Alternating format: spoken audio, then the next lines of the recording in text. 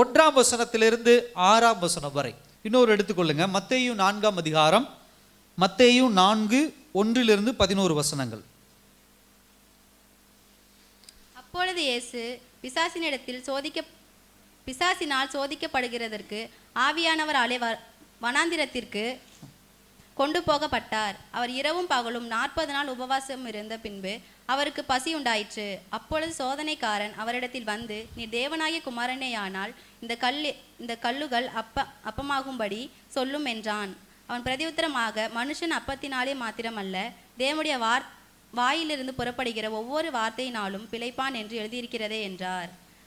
அப்பொழுது பிசாசு அவரை பரிசுத்த நகரத்திற்கு கொண்டு போய் தேவாலயத்து உப்பரிக்கையின் மேல் அவரை நிறுத்தி, நீ தேவனாகிய குமாரனேயானால் தாழ குதியும், ஏனெனில் தம்முடைய தூதர்களுக்கு உம்மை குறித்து கட்டளையிடுவார், உமது பாதம் கல்லில் இடராதபடிக்கு அவர்கள் உம்மை கைகளில் ஏந்தி கொண்டு போவார்கள் என்பதா எழுதியிருக்கிறது என்று சொன்னான்.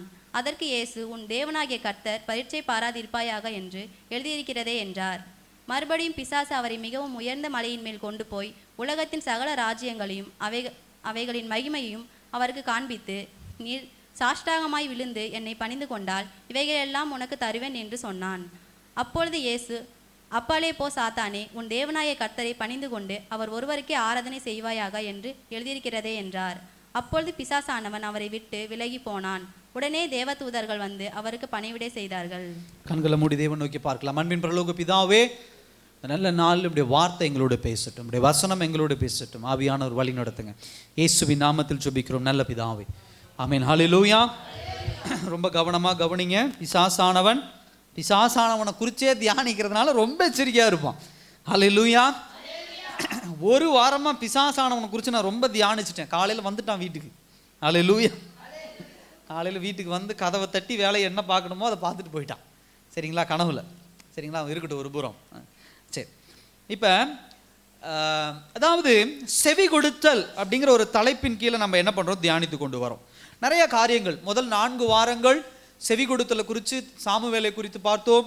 அதே போல் செவி கொடுத்தலுடைய குவாலிட்டிஸ் என்னென்ன பகுதிகள் உண்டுன்னு பார்த்தோம். இந்த வாரம் கடைசி வாரம். ஸோ செவி கொடுத்தலில் இன்னொரு பார்ட் இருக்குது. என்ன அப்படின்னு சொன்னால், நம்ம யாருக்கு செவி கொடுக்குறோம், ஹல்லேலூயா, கவனிக்கிறோம், கீழ்ப்படுகிறோம், எல்லாமே செவி கொடுத்தலுக்குள்ளதான் வரும்.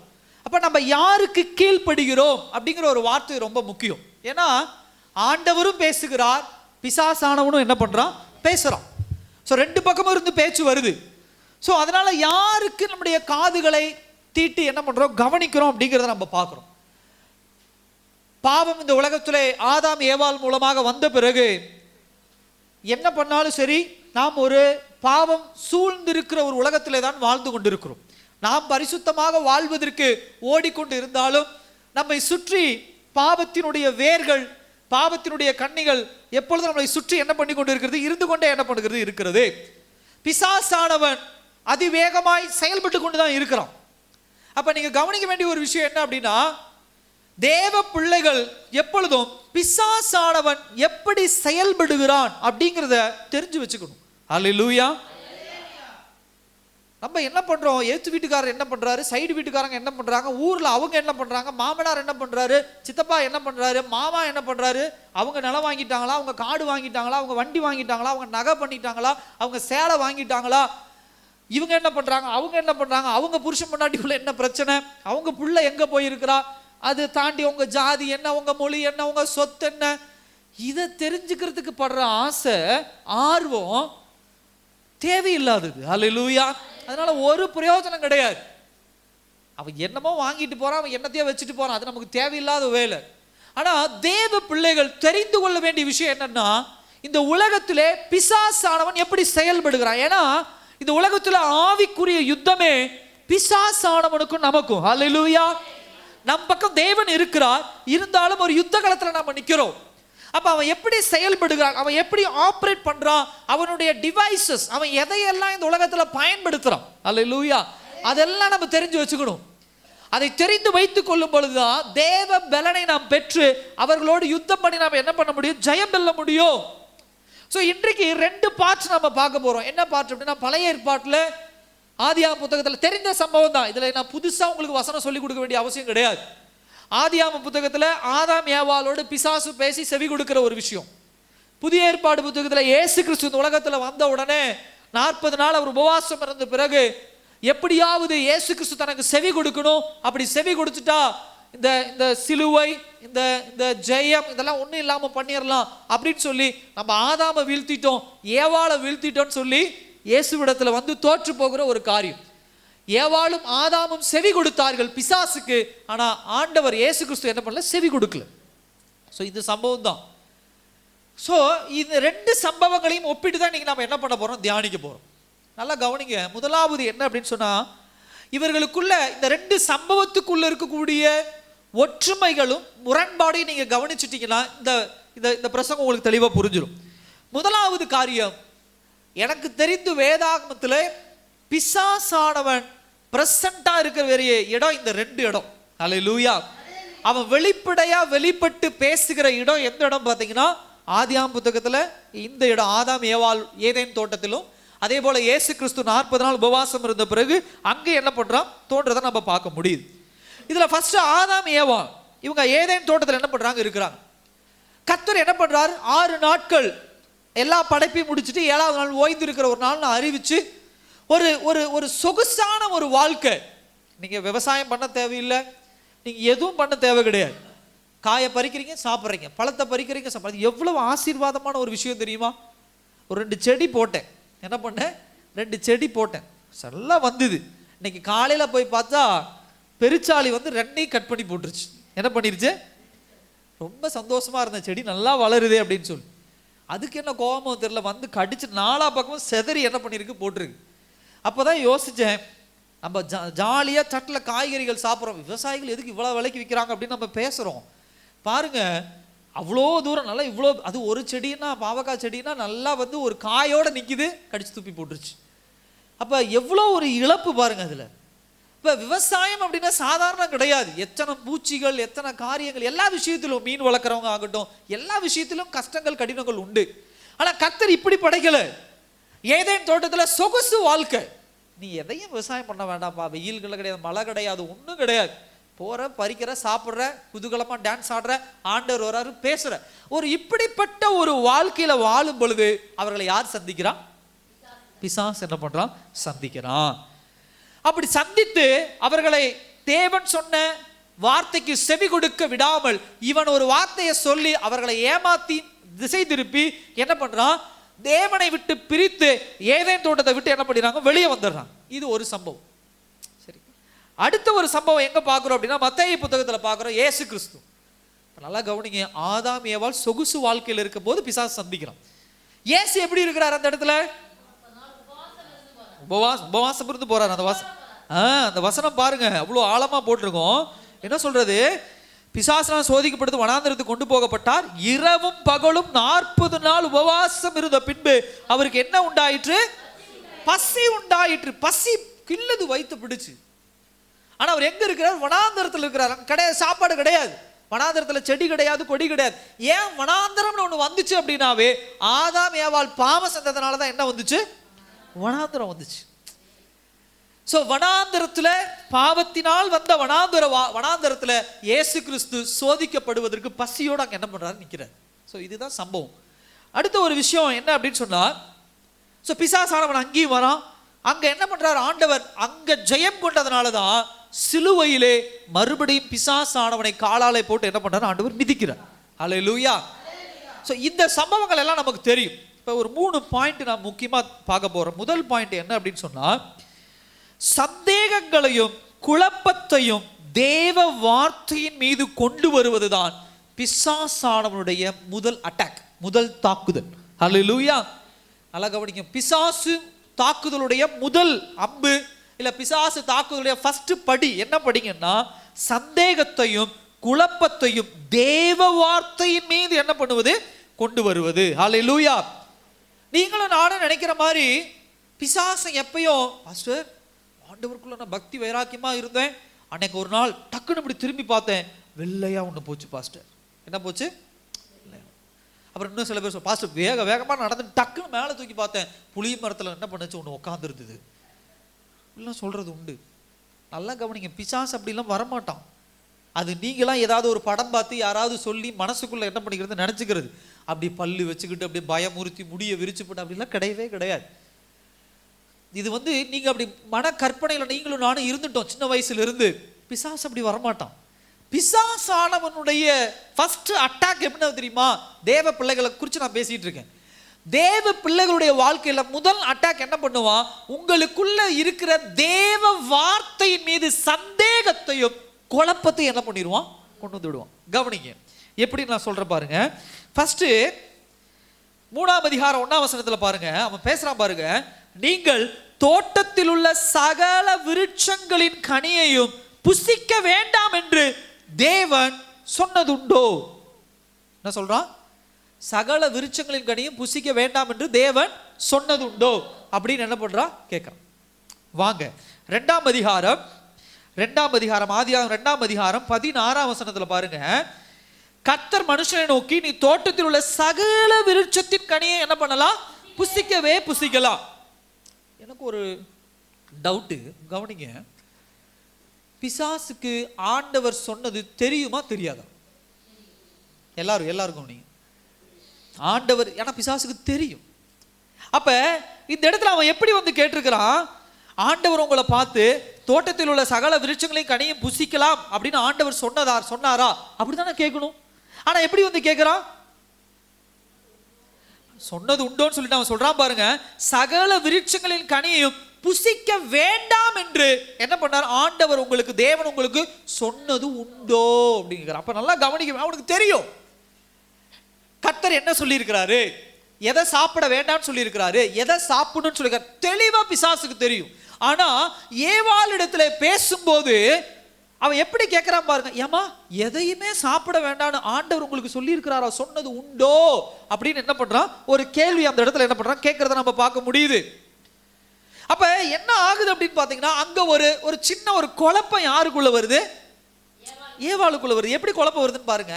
ஆண்டவர் எல்லா கனியும் நீ புசிக்கலாம், நன்மை தீமை அறியறதுக்கு கனியை மட்டும் நீ புசிக்க வேண்டாம்னு சொல்ற. இது சொன்னது. பிசாசு என்ன சொல்றான் அப்படின்னா, எல்லாத்தையுமே உன்னை சாப்பிட வேண்டாம்னு சொல்லிட்டாரு ஆண்டவரே. ஆண்டவர் சொன்னது உண்டான கொஞ்சம் அவன் என்ன பண்றா? யோசிக்க ஆரம்பிக்கிறான். தேவ வார்த்தையை எப்படி ஒரு கன்ஃபியூஷனுக்குள்ள கொண்டு போறான் பாருங்க. பேச வேண்டியவன், அவங்களை வீழ்த்தடிக்க செய்ய வேண்டியவன், ஏமா நன்மை தீமை அறியத்தக்க பழத்தை சாப்பிட வேண்டாம்னு உங்க ஆண்டவர் சொன்னாரா, அதை சாப்பிடலாமா, தப்பு கிடையாது, அடுத்த கான்வர்சேஷன் வரலாம். ஏன் 1ஆவது வசனத்துல இப்படி ஒரு டயலாக் விடுறான்?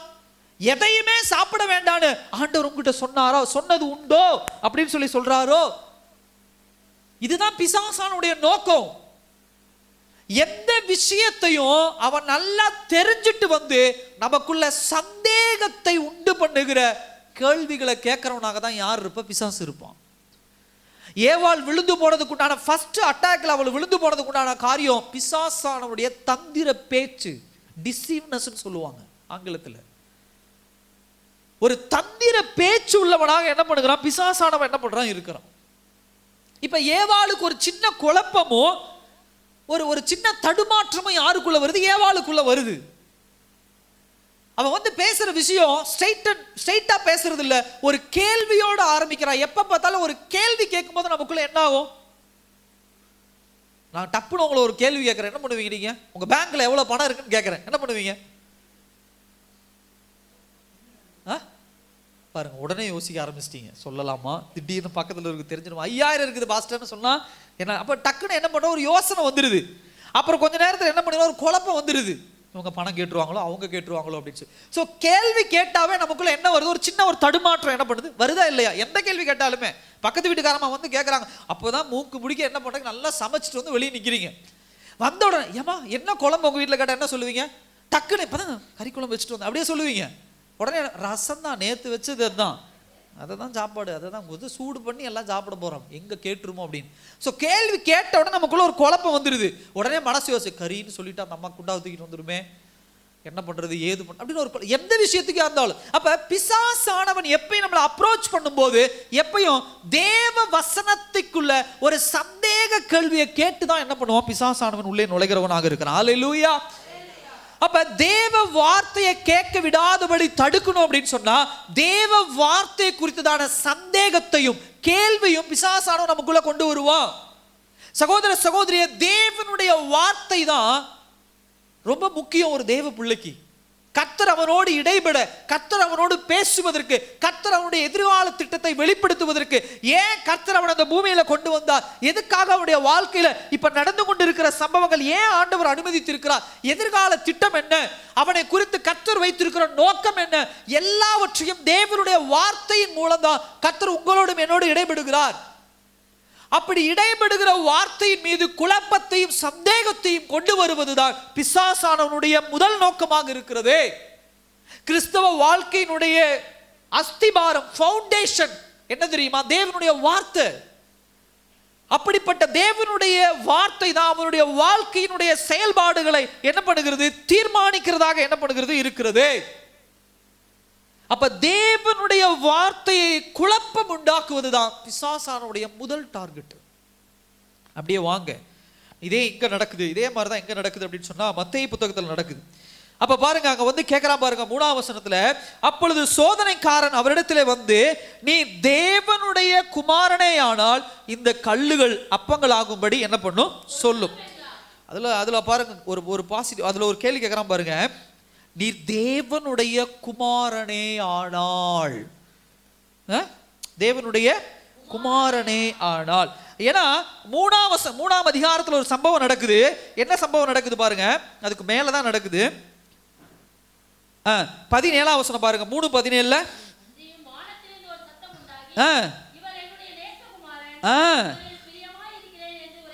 இவர் என்னுடைய நேசகுமாரன், இவரில் பிரியமாய் இருக்கிறேன் என்று சொல்லி அப்பதான் பரிசுத்த ஆவியானவர், அதாவது பிதா என்ன பண்றாரு, வானத்திலிருந்து சொல்றாரு.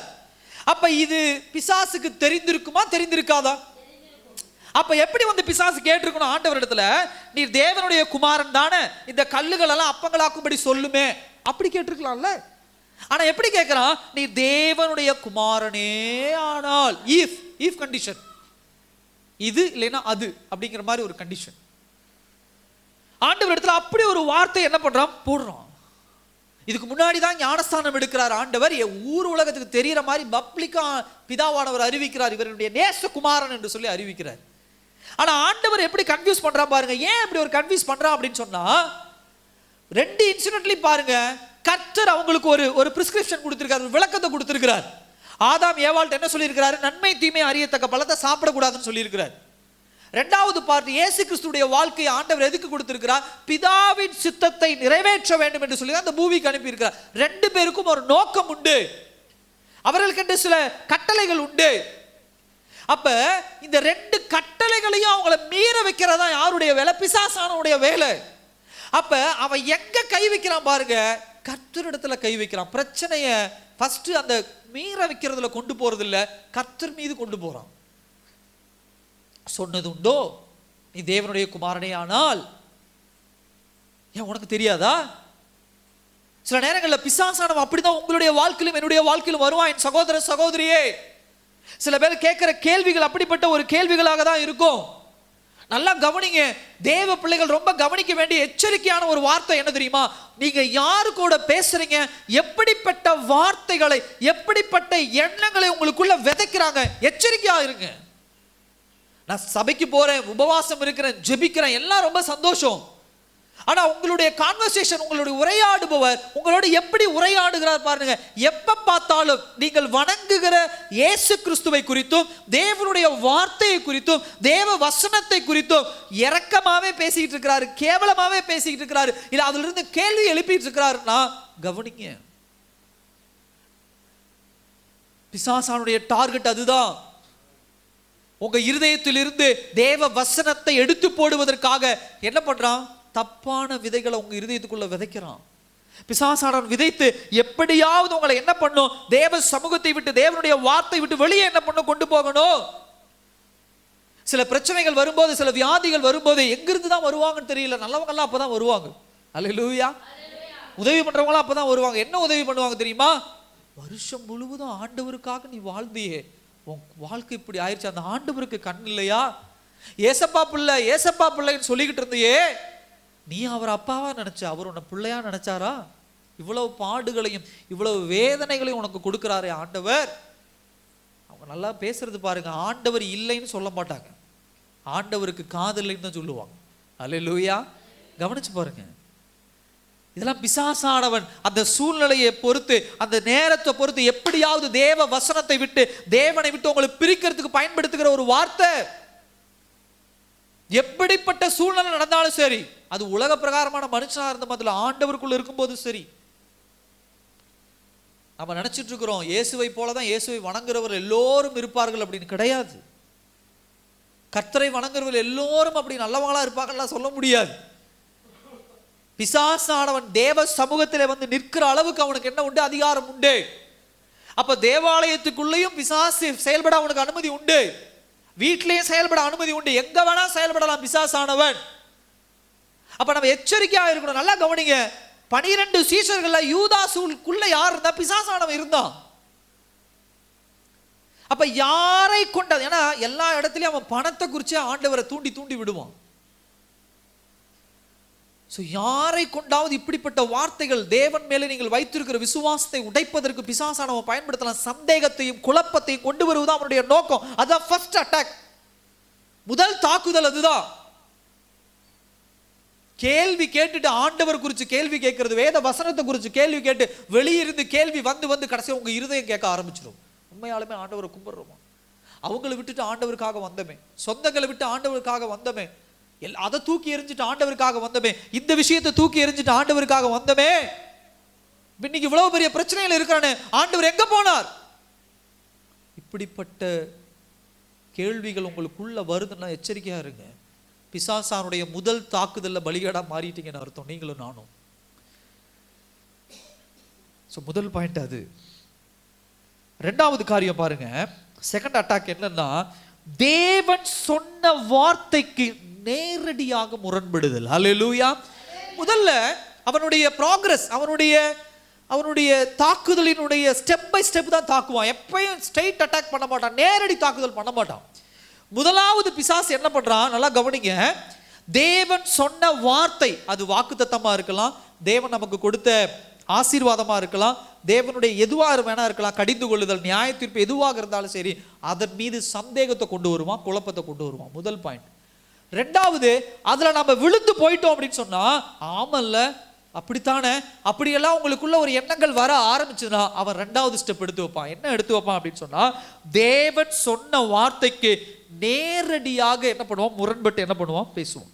கவனிங்க, ஆதியாகமம் 3ஆம் அதிகாரம் 4ஆம் வசனத்தை பாருங்க. என்ன சொல்றான்?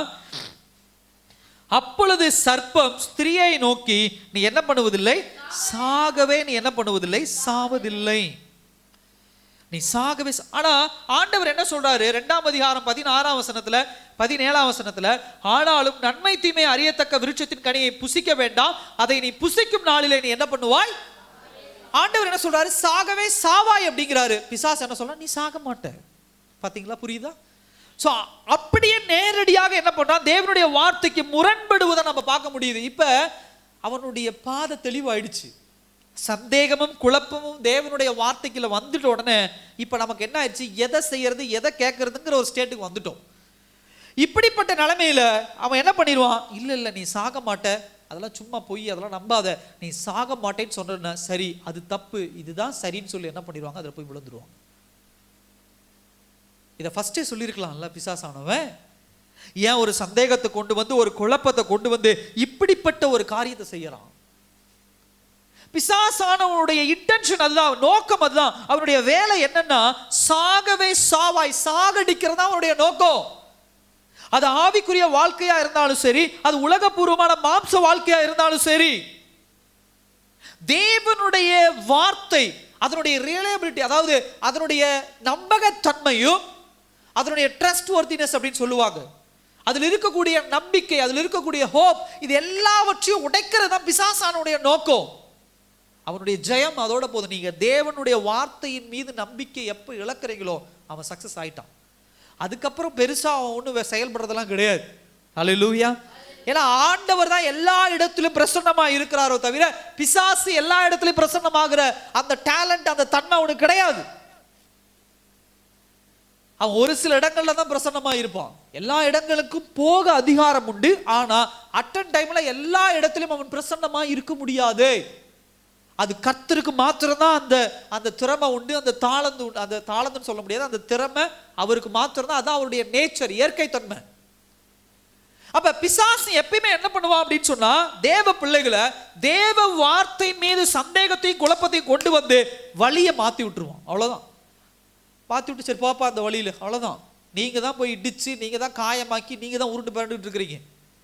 நாம எப்பயுமே பிசாசு என் கூட இருக்கிறான், பிசாசு என் கூட இருக்கிறான், இதான் நடந்து வரான், இதான் உட்காரான், எந்திரிக்கிறான், பக்கத்து சேர்ல உட்காரான். இல்ல, உன்னை பயமுறுத்தணுமா, பயமுறுத்திட்டு போயிடுவான். அவன் போய் ரொம்ப நாள் ஆச்சு. நீங்களும் நானும் இன்னும் உட்காந்து பயந்துக்கிட்டே உட்காந்துருக்கோம். ஐயோ ஐயோ ஐயோ. கவனிங்க சகோதர சகோதரியே, எப்படி நேரடியா அந்த வார்த்தைக்கு பாருங்க. இப்ப ஏவாளுக்கு அந்த டவுட் வரல பாருங்க. இப்ப பாருங்க, ஏவாள் கேட்டாளா, சாகவே சாவதில்லை, நீங்கள் இதை புசிக்கும் நாளில் உங்க கண்கள் திறக்கப்படும். இந்த டயலாக்லாம் விடுறான். விட்ட உடனே 6ஆம் வசனம் பாருங்க. அப்பொழுது ஸ்திரீயானவள் அந்த விருட்சம் புசிப்புக்கு நல்லதும் பார்வைக்கு இன்பமும் புத்தியை தெளிவிக்கிறதுமா இச்சிக்கப்படத்தக்க விருட்சமா இருக்கிறது என்று கண்டு அந்த கனியை பறித்து என்ன பண்ணிட்டா. இதுக்கு முன்னாடி ஏவாள் அந்த பழத்தை பார்த்திருப்பாளா, பார்த்திருக்க மாட்டாளா? பார்த்திருப்பான். இதுக்கு ஒரு டைம் பீரியட்ல தான் நடந்திருக்கும். ஆண்டவர் சொல்லும் போது அந்த செடியை பார்த்துருக்கலாம், அந்த பழத்தை பார்த்துருக்கலாம். அதுக்கப்புறம் ஒரு 10 மாசம் ஆயிருக்கலாம், ஒரு வருஷம் ஆயிருக்கலாம். நாள் கணக்கு போடும்போது அந்த பக்கம் கடந்து போயிருப்பாங்க, அந்த பக்கம் கடந்து வந்திருப்பாங்க, அந்த பழத்தை பார்த்துருப்பாங்க. அப்பெல்லாம் அந்த பழம் எப்படி இல்லை சொல்லுங்க, எப்படி இல்லை? அந்த வசனத்தை வாசிங்க, 6ஆம் வசனத்துல. அப்பெல்லாம் அந்த விருட்சம் புசிப்புக்கு நல்லதில்லை, அப்பெல்லாம் பார்வைக்கு இன்பமா இல்லை, அப்பெல்லாம் புத்தியை தெளிவிக்குவதற்கு இச்சிக்கப்படத்தக்க விருட்சமா இது இல்லாம இருந்தது. ஆனா எப்ப பிசாசு வந்து சந்தேகத்தை கொண்டு வந்தாலும், எப்ப பிசாசு வந்து குழப்பத்தை கொண்டு வந்து அந்த மடை, அதாவது தேவன் சொன்ன வார்த்தை அப்படியே முரண்பட்டு நீ சாவதில்லைன்னு சொன்ன உடனே இப்ப அது எப்படி தெரியுது? நல்லதா தெரியுது. அல்லேலூயா. இப்ப அது டேஸ்டா தெரியுது, கண்ணுக்கு ரொம்ப அழகா தெரியுது. பாவம் அப்படிதான். ஆண்டவருக்குள்ள நீங்க இருக்கும்போது பாவத்தை வெறுக்கிறவங்களா இருப்பீங்க, அருவருக்கத்தக்கதா யோசிப்பீங்க, செய் அப்படின்னு சொல்றவங்களா இருப்பீங்க. ஆனா என்னைக்கு இந்த சைடு வந்துட்டீங்களோ, நீங்க எதெல்லாம் அருவருத்தீங்களோ, எதெல்லாம் செய்ன்னு சொன்னீங்களோ, இப்ப அதெல்லாம் எப்படி தெரியும்? நல்லதா தெரியும். ஏன்? உங்களுக்குள்ள இருந்த தேவ வார்த்தையை எப்பவும் முரண்பட செய்துட்டான் உங்களை பிசாசானவன். எப்பயுமே பார்க்கிற ஏவாள் இப்ப பார்க்கும்போது அது வித்தியாசமா தெரியுது. பிசாசு அப்படிதான் பண்ணுவான். தேவ வசனத்துல நீங்க ஸ்ட்ராங்கா இல்ல, தேவ சத்தியத்துல நீங்க நிலையா இல்ல அப்படின்னு சொன்னா பிசாசானவன் செயல்பட ஆரம்பிக்கிறானா, இதுவரைக்கும் எதையெல்லாம் தவறாக பார்த்தீர்களோ அதெல்லாம் இப்ப சரியா தெரியும், அதெல்லாம் நல்லதா தெரியும், அதெல்லாம் அழகா தெரியும், அந்த காரியங்கள் எல்லாம் உங்களுக்கு இஷ்டப்பட்டதா தெரியும், உங்களுக்கு சந்தோஷம் கொடுக்கறதா என்ன பண்ணும் தெரிய ஆரம்பிக்கும். சகோதர சகோதரிய, தேவ வார்த்தையில ரொம்ப கவனமா நீங்க என்ன பண்ணும் இருக்கணும். தேவன் சொல்லுகிற வார்த்தைகள் ஆசீர்வாதம் இருக்கும், அதுல வாக்குத்தத்தங்கள் இருக்கும், அதுல நியாய தீர்ப்பு இருக்கும், அதுல கடிந்து கொள்ளுதல் இருக்கும், அதுல எச்சரிக்கை இருக்கும். நீ தேவ சத்தத்துக்கு செவி கொடுக்கும் போது, தேவ சத்தத்தை கவனிக்கும் போது, தேவ சத்தத்தை உங்களுக்குள்ள அலோ பண்ணும் போது அது எல்லாமே ஏற்றுக்கொள்ளுகிற ஒரு மனநிலைமையில் இருப்பீங்க. ஆண்டவர் இச்சை பாவம் பார், ஐயோ அது பாவம். விபச்சாரம் பாவம், ஐயோ அது ஒரு பாவம். பொய் பேசுறது பாவம், அது ஒரு பாவம். திருடுறது பாவம், திருடுறது பாவம். ஆனா என்னைக்கு பிசாசு வந்து இது எல்லாம் முரண்பட செஞ்சுட்டானோ, இப்ப திருடுறது ஏன் பாஸ்டர் தப்பு? என்ன தப்பு? எங்கிட்ட இருந்து திருடலையா? அவங்க என்ன ஏமாத்தலையா? எங்க வீட்டுக்காரர் சரியா இருக்கிறாரா? அவர் எங்கெங்க அங்கிட்டு அங்கிட்டு என்ன பண்றாரு, போறாரு. நான் போறதுல என்ன தப்பு? எங்க அப்பா அம்மா பண்றது சரியா? நான் பண்றதுல என்ன தப்பு? ஏமா அவன்கிட்ட இருந்து ஏமா அந்த ஆள்கிட்ட இருந்து அதை திருடுறீங்க? அந்த ஆள் எவ்வளவு ஆள் திருடி இருக்கான் தெரியுமாங்களா? அந்த பூமியில எவ்வளவு பேரை ஏமாத்திருப்பான் தெரியுமாங்களா? அவங்ககிட்ட எல்லாம் திருடுறது தப்பே இல்லை பாஸ்டர். என்னது சொல்றோமா? ஏமா இப்படிப்பட்ட துரோகத்தை உங்க வீட்டுக்காரருக்கு பண்ண? ஏன் அவரு யோக்கியமா இருந்தாரா? எனக்கு தெரியாம அவர் எவ்வளவு தவறு பண்ணாரு. அவரு பண்ணும்போது நான் பண்ணதுல என்ன தப்பு இருக்கு? பிசாசு செயல்படுறான். என்னைக்காவது ஒரு பாவத்துக்கு இப்படிப்பட்ட எக்ஸ்கியூஸ், அதாவது பாவத்துக்கு இப்படிப்பட்ட ஒரு ஒத்து போகிற ஒரு காரியங்களை உங்களுக்குள்ள தூண்டி விடுறானா, தயவு செய்து எச்சரிக்கையா இருங்க, கவனமா இருங்க. இதையே தான் இங்கேயும் செய்யறான். இயேசு கிறிஸ்துடைய அந்த சம்பவத்திலையும் பார்க்க முடியுது. 4ஆம் அதிகாரம் வாங்க, மத்தேயு 4 பாருங்க. 5:6 என்ன சொல்றான் பாருங்க. அப்பொழுது பிசாசு அவரை பரிசுத்த நகரத்துக்கு கொண்டு போய் தேவாலயத்தின் உப்பரிகையின் மேல் நிறுத்தி, நீர் தேவனுடைய குமாரனே ஆனால், இன்னும் அடக்க மாட்டேங்கிறான் பாருங்க, தேவனுடைய குமாரனே ஆனால் தாழ குதியும், ஏனெனில் தம்முடைய தூதர்களுக்கு உம்மை குறித்து கட்டளையிடுவார், உம் பாதம் கல்லில் இடராதபடிக்கு அவர்கள் உம்மை என்ன பண்ணுவார்கள். நல்லா கவனிங்க, இந்த வசனத்தை அவன் எங்கிருந்து எடுத்திருக்கிறான் அப்படின்னு சொன்னா, இந்த இவன் சொல்றான் பாத்தீங்களா, இதுல உம்மை குறித்து கட்டளையிடுவார், உமது பாதம் கல்லில் இடராதபடிக்கு கொண்டு போவாங்க, இது எல்லாமே எங்க இருக்குன்னா சங்கீதம் 91ஆம் அதிகாரத்துல இருக்கு. அந்த வசனத்தை என்ன பண்றான், இங்க ஆண்டவர்கிட்ட கோட் பண்றான். டேய் ஆண்டவரே, நீங்க கீழே குதிங்க, ஏசப்பா நீங்க கீழே குதிங்க, உங்க தூதர்கள் உங்களை தாங்கிக் கொள்ளுவாங்க. நம்ம வாசிக்கிறோம் பாத்தீங்களா அந்த சங்கீதம் 91, அந்த வசனங்கள் எல்லாம் கோட் பண்ணி இதெல்லாம் நடக்கும் இல்ல.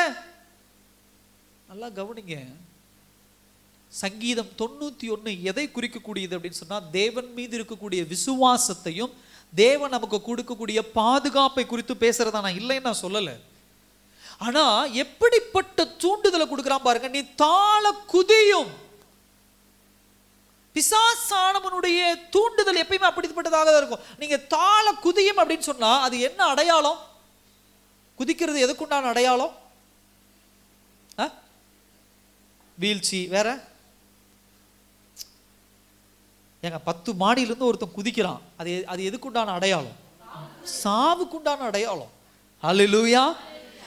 இயேசுவை சாகடிக்கிறது தான் நோக்கம். அல்லேலூயா. நல்லா கவனிங்க, இயேசு இந்த பூமியில் எதுக்காக வந்தார்? சாகிறதுக்கு தான் வந்தார். ஆனா எப்படி சாகணும்? சிலுவையில் என்ன பண்ணுது? அடிபட்டு அவர் ரத்தம் சிந்தி, அது அப்படி சாகும்போது தான் நம்ம எல்லோருடைய பாவம் என்ன பண்ணும்? மன்னிக்கப்படும். ஆனா பிசாசுங்க எப்படி அவரை டியூன் பண்றான் பாருங்க. நீ இங்கிருந்து தாழ குதியும், உங்க தூதர்கள் தான் பாதுகாத்துக்குவாங்கல்ல, உங்க கூட இருக்கவங்க தான் பாதுகாத்துக்குவாங்கல்ல, நீங்க ஏன் பயப்படுறீங்க? அந்த வசனத்தை எதுக்கு தேவன் சொன்னார், எதற்காக சொன்னார், கர்த்தர் ஏன் அதை தாவீதை கொண்டு எழுதினார், அதனுடைய கான்டெக்ஸ்டே வேற.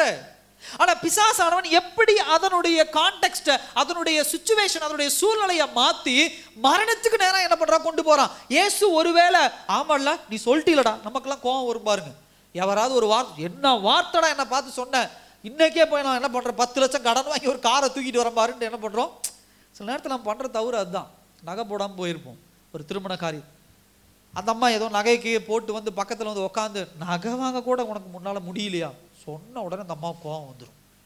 என்ன பார்த்து இப்படி சொல்லிட்டான், வாங்கன்னு வீட்டுக்காரரை கூப்பிட்டு போய் இருக்கிறதெல்லாம் விற்று அதை கடனை வாங்கி அதை வாங்கி அந்த நகையை போட்டு அடுத்த ஃபங்க்ஷன்லாம் அந்த அம்மாவுக்கு முன்னாடி போய் உட்காரும், விற்றுட்டு அதுக்கு அதாவது அந்த ஃபங்க்ஷன்லாம் அந்த அம்மா முன்னாடி உட்காந்துட்டு அதுக்கு அடுத்த உடனே கொண்டு போய் என்ன பண்ணினா அடமானம் வச்சிடும். ஏன்னா கடன் கட்ட முடியாதுல்ல. இதுதான் பிசாசானவனுடைய ஒரு தூண்டுதல் நமக்குள்ள. நல்லா கவனிங்க, தாழ குதியும். பிசாசானுடைய வழி நடத்துதல் எப்பயுமே அப்படிதான் இருக்கும். எப்பயுமே உங்களை வீழ்ச்சிக்கு நேராக கொண்டு போவது, உங்களை கீழே தள்ளுவது. அதுக்கு அவன் உபயோகப்படுத்துறது என்னன்னா தேவனுடைய வார்த்தை, வேத வசனத்தை ரொம்ப கேர்ஃபுல்லா ஹேண்டில் பண்ணணும். கேர்ஃபுல்லா அப்படின்னா இது கர்த்தர் நமக்கு கொடுத்து அவருடைய அன்பு கடிதம். இது கர்த்தர் நம்மோடு பேசுகிற தேவனுடைய வார்த்தை, தேவனுடைய சித்தம். இந்த தேவனுடைய சித்தத்துக்கு தான் இந்த உலகத்தில் நம்ம வாழ்ந்து கொண்டு இருக்கிறோம். பிசாசானவன் எப்பயுமே உங்களை தொடமாட்டான், உங்க பிள்ளைகளை ஃபர்ஸ்ட் தொடமாட்டான், உங்க குடும்பத்தை ஃபர்ஸ்ட் தொடமாட்டான். பிசாசானவன் எப்பயுமே உங்களை தொடணும், உங்களை உடைக்கணும் அப்படின்னா இதன் மூலியமா தான் வருவான். இன்னைக்கு உலகத்துல பாருங்க எத்தனை கள்ள உபதேசங்கள், அல்லேலூயா, கள்ள உபதேசங்கள் பெருகி கிடக்குது, பெருகி கிடக்குது கள்ள உபதேசங்கள். இவ்வளவுதான் கிடையாது, இதே பைபிள் தான், இதே வசனம் தான், இதே சத்தியம் தான். மற்ற இடங்களுக்கு போகும்போது நான் எச்சரிக்கையா சொல்ற விஷயம் அதுதான். கர்த்தருடைய வசனத்தை, சத்தியத்தை நம்முடைய சபையில கேட்டுட்டு அங்க போறேன் இங்க போறேன் அங்க கேட்கிறேன் இங்க கேட்கிறேன்னு சொல்லி கள்ள உபதேசத்துல போய் விழுந்துடாதீங்க. மாய்மாலமான வலைகளை காட்டி உங்களை கொண்டு போய் என்ன பண்ண விலை செஞ்சிருவாங்க. பிசாசுடைய நோக்கம் அதுதான். உன் குடும்பத்தை தொட்டா நீ ஜெபிச்சு வந்துருவ, உன் பிள்ளைகளை தொட்டா நீ ஜெபிச்சு வந்துருவ. ஆனா உனக்குள்ள விதைக்கப்பட்டிருக்கிற தேவ வசனத்தை கொளறுபடி பண்ணிட்டா உடைஞ்சு போயிடுவ. யூடியூப்ல 10 வருஷமா என்னமோ 15 வருஷமா ஒருத்தர் என்ன பண்ணாரு, ஒரு யூடியூப் சேனல் வச்சு நிறைய ஜனங்கள் வேதாகமத்தை அவ்வளோ அழகா போதிச்சுட்டு இருந்தார். திடீர்னு இப்போ ஒரு தெரிஞ்சு ஒரு 5-6 மாசத்துல பின்மாற்றத்துக்கு போய் அந்த சேனலை விட்டுட்டு இன்னொரு சேனல் ஆரம்பிச்சு வேதாகமத்தில் இருக்கக்கூடிய புரட்டுகளை பேசுறேன் அப்படின்னு சொல்லி தேவ வசனத்துக்கு எதிராக நீங்க பேசிட்டு இருக்கான் ஒரு மனுஷன். ஒரு பாஸ்டர், ஒரு பைபிள் காலேஜ் படித்தவர், வேத வசனங்களை 10 வருஷமா பகுத்து ஆராய்ந்து போதித்த ஒரு மனுஷன் இன்னைக்கு அப்படியே மாறிட்டான். எப்படி பிசாசு டைவர்ட் பண்றா பாருங்க. இதுல நிறைய குளறுபடிகளை பண்ணுவான் பிசாசானவன். இது சரியில்லை, அது சரியில்லை, இது யூதர்களுக்கு எழுதப்பட்டது, இந்த வசனத்தை நம்ம அப்படியே கேட்க முடியாது, இது இந்த மாதிரி இருக்கும், அந்த மாதிரி இருக்கும் அப்படின்னு சொல்லி வேத வசனங்களை புரட்டுவான். பழைய ஏற்பாடு தேவையில்லை, புதிய ஏற்பாடு தான் நமக்கு தேவை. நம்ம வாழ்ற கிருபையின் காலம், நீ என்ன தப்பு பண்ணாலும் ஆண்டவர் உன்னை மன்னிப்பார். இன்னும் சில பேர் வாய் என்ன சொல்லுதோ அதை கர்த்தர் கொடுப்பார். ஹல்லேலூயா. சொல்லியிருக்கு வசனம். ஆனால் நல்லா கவனிங்க, கர்த்தருடைய சித்தம் எதுவோ அதை தான் ஆண்டவர் செய்வார். நீ பணம் 5 கோடி வேணும் கேளு கேளு. நான் ஒரு வீடியோ பார்த்தேன், ஒரு 100 பேரை ஒரு 50 பேரை பக்கம் உட்கார வச்சுட்டு பேசுறாங்க. பணம் கேளு ஆண்டவர்கிட்ட, பணம்னு கேளு. நீ பணம்னு கேட்டீங்கன்னா தான் ஆண்டவர் உனக்கு பணம்னு கொடுப்பார். நீ அதை கேளு ஆண்டவர் கொடுப்பார், இதை கேளு ஆண்டவர் கொடுப்பார். அதையே கேட்டுக்கிட்டே இரு சொல்லி இல்லை என் சகோதர சகோதரியே. பிசாசானவன் தூக்கி என்ன பண்ணிடுவான், குளறுபடி பண்ணிட்டு என்ன பண்ணிடுவான், போயிடுவான். எச்சரிக்கையா இருக்கணும் வேத வசனங்களை பகுத்தாயிர பிள்ளைகள். அதனாலதான் அடிக்கடி சொல்றது உண்டு, கர்த்தர் உங்ககிட்ட பைபிளை கொடுத்திருக்கிறார், நமக்கு ஒரு நல்ல சபை உண்டு, ஒரு போதகர் உண்டு, சத்தியம் நிலையான சத்தியம் இருக்கும்போது இங்க ஸ்டிக் ஆன் பண்ணி நில்லுங்க. அங்க போறேன் இங்க போறேன் நீங்க போறதுனால எனக்கு ஒரு இழப்பு கிடையாது. நீங்க போய் அதை கேட்கறதுனால எனக்கு ஒரு எந்த இழப்பும் கிடையாது. என்ன இழப்பு தெரியுமா? உங்களுக்கு தான் இழப்பு. இங்க நம்ம தெருவில் நம்ம ஏரியாவில் எத்தனை கள்ளோபதேச சபைகள் இருக்கு தெரியுமா? இயேசு கிறிஸ்துவ மட்டும் கும்பிடுற சபை இருக்குது, பரிசுத்த ஆவியானவர் கிடையாது, பிதா கிடையாதுன்னு சொல்ற சபைகள் உண்டு. நம்ம வணங்குறது திரியேக தேவன், ஆசீர்வாதத்துக்கு மட்டும்தான் கடவுள் உண்டு. ஜாதி அடிப்படையில சபைகள் உண்டு, மொழி அடிப்படையில இந்த மொழி கும்பிடுறவங்க பேசுறவங்க மாத்திரம் தான் சபைக்குள்ள இருக்கணும், வேற மொழி கும்பிடுறவங்க வரக்கூடாது சொல்ற சபைகள் உண்டு. இந்த நிறத்தில் உள்ளவங்க மாத்திரம் தான் இந்த சபை சொல்றது உண்டு. இதெல்லாம் கள்ள உபதேசம். நிறைய பணம் புழங்குது இந்த விஷயத்துல. ஏன்னா பிசாசு வேகமா செயல்பட்டு இருக்கிறான், குழப்பி விட்டுருவான் சத்தியத்தை. அதே போல கிறிஸ்தவர்கள் எப்பயும் தேவ வசனத்துல பக்தி வைராக்கியமா இருக்கும். அதான் ஆண்டவர் சொல்றாரு, தேவ பிள்ளைகள் எப்பொழுது எப்படி எச்சரிக்கையா இருங்கள், விழித்திருங்கள், பிசாசானவன் உள்ள நுழைய என்ன பண்ணாதீங்க, அனுமதிங்க.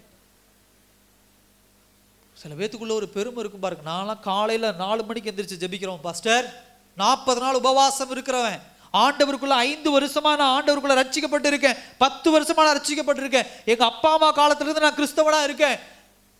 இப்படி பெருமை பேசிக்கிட்டு இருக்குது இல்ல கிறிஸ்தவ வாழ்க்கை. எந்த நேரத்திலும் தடுக்கி விழலாம். ஹல்லேலூயா. பிசாசானவன் எந்த நேரத்திலும் பின்புறமாக உள்ள நுழைய வாய்ப்புண்டு. வேத வசனத்தில் பாவம் என்ன பண்ணுது, வாசற்படியில் படுத்து கிடக்கிறதே. பிசாசானவன் என்ன பண்ணா, ஒரு திருடனை போல வருகிறான், எவனை விழுங்கலாமோ என்று சொல்லி என்ன பண்றான், அலைந்து கொண்டு இருக்கிறான், திரிந்து கொண்டு இருக்கிறான். பாருங்க எவ்வளவு ஒரு வசனத்தை புரட்டி ஏவாளை விழ செஞ்சுட்டான். ஆனா ஆண்டவரை என்ன பண்ண முடியல, இயேசுவை விழ செய்ய முடியல. ஹல்லேலூயா. இயேசுவை விழ செய்ய முடியல. 2 பாயிண்ட் பார்த்துருக்கோம். 3வது ஒரு பாயிண்ட் பார்க்கலாம். 3வது விஷயம் என்ன அப்படின்னா, கடவுளுடைய நற்குணத்தின் பேரில் சந்தேகங்களை விதைத்தல். ஹல்லேலூயா. ஃபர்ஸ்ட் தேவ வசனத்தின் மீது சந்தேகத்தையும் குழப்பத்தையும் கொண்டு வருது. 2வது என்னது, தேவ வசனத்துக்கு நேரடியாக முரண்பட்டு பேசுறது. 3வது விஷயம் என்ன அப்படின்னா, கடவுளுடைய அதாவது தேவனுடைய குட்னஸ் நற்குணத்தின் பேரில் என்ன பண்ணுவது, சந்தேகங்களை விதைத்தல். முதல்ல பாருங்க, ஆதாம் ஏவாளுடைய சம்பவத்தை பார்க்கலாம். அதை எடுத்துக்கொள்ளுங்க. 3ஆம் அதிகாரம் 5ஆம் வசனம் பாருங்க. நீங்கள் இதை புசிக்கும் நாளிலே உங்கள் கண்கள் திறக்கப்படும் என்றும் நீங்கள் நன்மை தீமை அறிந்து தேவர்களை போல இருப்பீர்கள் என்றும் யார் அறிவார்? இது எப்படி புரிஞ்சுக்கிறீங்க நீங்க? இது எப்படி புரிஞ்சுக்கிறீங்க நீங்க? சொல்லுங்க பார்க்கலாம். உங்க டர்ன் இது. இந்த வசனத்தை நீங்க எப்படி புரிஞ்சுக்கிறீங்க? 5ஆம் வசனத்துல, நீங்கள் இதை புசிக்கும் நாளில் உங்கள் கண்கள் திறக்கப்படும் என்றும் உங்கள் நன்மை தீமை அறிந்து தேவர்களை போல் இருப்பீர்கள் என்றும் தேவன் அறிவார். என்ன அர்த்தம்? தேவனுக்கு தெரியும், ஆனா தேவன் உனக்கு கொடுக்கிறதுக்கு மனசு இல்லை. என்ன இல்லை, நீ படுற கஷ்டம் ஆண்டவருக்கு தெரியும், ஆனா ஆண்டவர் உனக்கு நன்மை செய்யறதுக்கு மனசு இல்லை. நீ படுற வேதனை ஆண்டவருக்கு தெரியும், ஆனா வேதனையிலிருந்து உன்னை மீட்பதற்கு ஆண்டவருக்கு மனசு இல்லை. ஆண்டவருக்கு அது செய்ய மனசு இல்லை. உன்னை வேதனைப்படுத்தி பார்க்க ஆசைப்பட ஆண்டவர் உண்டுப்பா. ஆசீர்வாதம் அவர் கையில உண்டு. நீ படுற வேதனைகள்லாம் ஆண்டவர் அறிந்திருக்கிறார். ஆனா உனக்கு நன்மை செய்ய அவர்கிட்ட என்ன பண்ணல, உனக்கு நன்மை செய்வதற்கு அவருக்கு மனசு இல்லை. இது அப்படித்தானே ஆகுது. என்ன சொல்லியிருக்கலாம் அவன்? இந்த வசனத்தை நல்லா கவனிங்க. இன்னைக்கு இதை புசிக்கும் நாளிலே உங்க கண்கள் திறக்கப்படும், நீங்கள் நன்மை தீமை அறிந்து தேவர்களைப் போல இருப்பீங்கப்பா, போய் சாப்பிடுங்கன்னு சொல்லலாம். அப்ப எதுக்கு அவன் தேவன் அறிவார் என்று சொல்லி ஒரு வார்த்தை உள்ள நுழைக்கிறான்? அவங்களுக்குள்ள என்னத்தை கொண்டு வரான்? அவனுக்குள்ள என்ன கொண்டு வரான்? விரக்தியை கொண்டு வரான். அல்லேலூயா. ஏவாளுக்குள்ள என்னத்தை கொண்டு வரான்? விரக்தியை கொண்டு வரான். சில நேரத்தில் அப்படிதான். உங்க ஆண்டவர் என்னமோ வானத்தை படைச்சாரு, பூமியை படைச்சாரு, அதை படைச்சாரு, இதை படைச்சாரு, ஒரு சதுரடி நிலவாங்க உன்னை என்ன பண்ணல ஆண்டவர் வைக்கல சொல்றாங்களா அப்படி சில பேர்? சொன்ன உடனே நமக்குள்ள என்ன வருது? உண்மையா சொல்லுங்க, கோபம் வருது.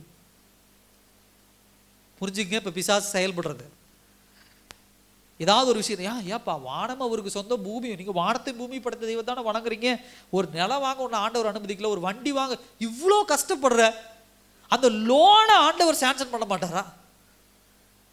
அந்த கடன் காண்ட கடன் வாங்க ஆண்டவர் என்னென்னமா செய்யறார். காற்றை பழக்கிறாருங்கிற, 5 அப்பம் 2 மீனை வச்சு 5000 பேருக்கு கொடுக்குறாருங்கிற, குருடனா பிறவியிலிருந்து என்ன பண்ண குருட்டாட்டம் உள்ளவனை, கண்ணு தெரியாதவனை கண்ணை திறக்க வைக்கிறாருங்கிற, செவிடர்களை கேட்க வைக்கிறார், முடவர்களை நடக்க வைக்கிறார், என்னென்னமோ பிரசங்கம் பண்ற.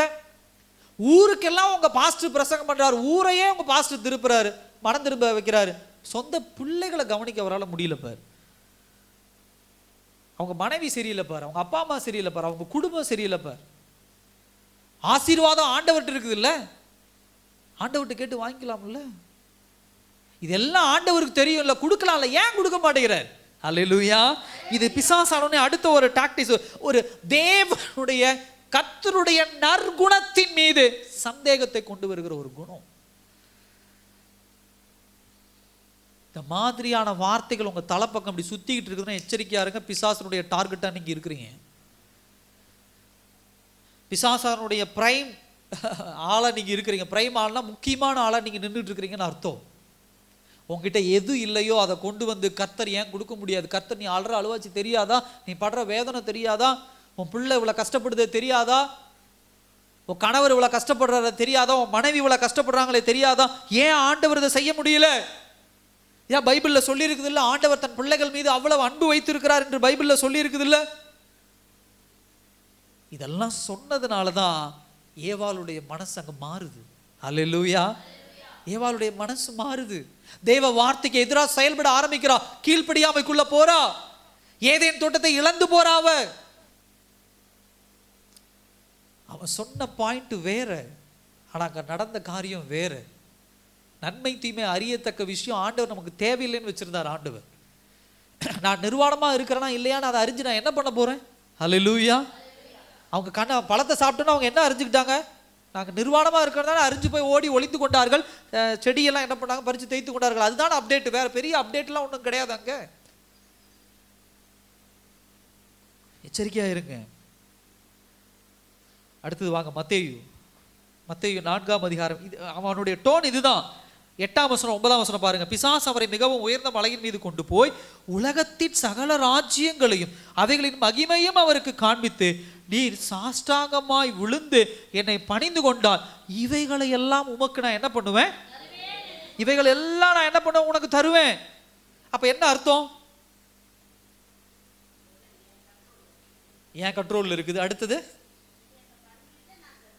ஆமா இல்ல, வேற என்ன விஷயம் சொல்லலாம்? இதெல்லாம் கடவுள் உனக்கு கொடுக்கலாம், ஆனா உனக்கு என்ன பண்றார் ஆண்டவர்? கொடுக்காம வச்சிருக்கிறார். நீ என்ன பண்ணிருக்கிற? 33 வயசு ஆகி போச்சு, இன்னும் நாடோடி மாதிரி நீ என்ன பண்ணிருக்கிற? அலைஞ்சிட்டு தானே இருக்கிற. நீ கடவுள் தானே, நீ தெய்வம் தானே. உன் தெய்வம் இதெல்லாம் இது சொன்ன மாதிரி எல்லாமே கொடுக்கலாம்ல.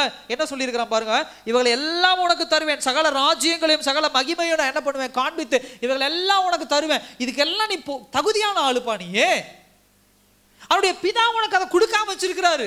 உன் சொந்த ஊருக்காரன் உன்னை துரத்துறான், உன் சொந்தக்காரன் உன்னை துரத்துறான், உன் சொந்த ஜனங்களும் மேல கல்லெடுத்து அடிக்கிறாங்க, உன் சொந்த ஜனங்களும் மேல சாட்டையில் அடிக்கிறாங்க, கல்லை தூக்கி அடிக்கிறாங்க. நீ அப்படிப்பட்ட ஆளா? உங்க அப்பா இதெல்லாம் உனக்கு கொடுக்கல பாத்தியா?